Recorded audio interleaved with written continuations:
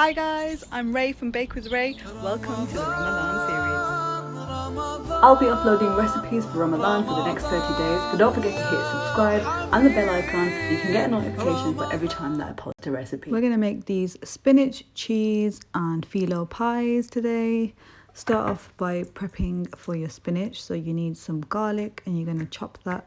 We'll dice it into really fine pieces. For the spinach, instead of spending hours cutting it, what I like to do is freeze the washed baby spinach and then crush it up while it's frozen, and that just saves me a lot of time and I don't have to cut it up. Then you want to slice a small onion very thinly in a pan, add some olive oil and then heat it up slightly and go in with your onion and your garlic. Saute that until the garlic begins to change color and the onion becomes translucent.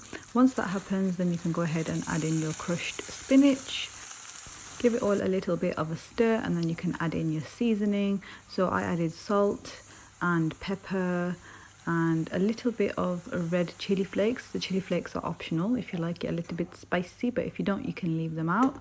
Cover and then cook the spinach on a low heat for about 10 minutes until it's completely wilted.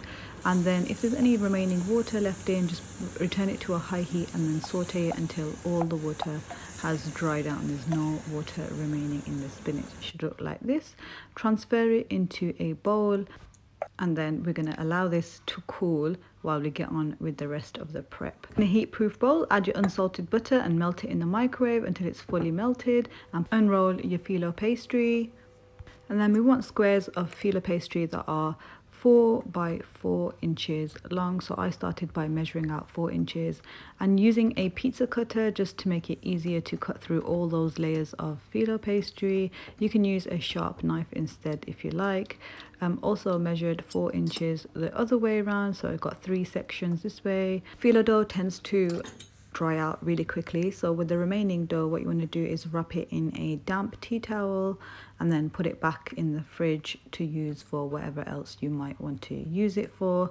And then do the same with the other phyllo dough that you've cut as well, because whilst you are layering these they might end up drying out. So just get a damp tea towel, put all your pieces in and then wrap them up and put them to the side. In a bowl, crack in 2 eggs and then give them a whisk with a fork. Grab your spinach and check that it's cooled completely. Add in your egg and give it all a mix together. This is the filling ready. Put that aside. You need a muffin tin and then you want to grease all the muffin tin with the melted butter that we melted earlier.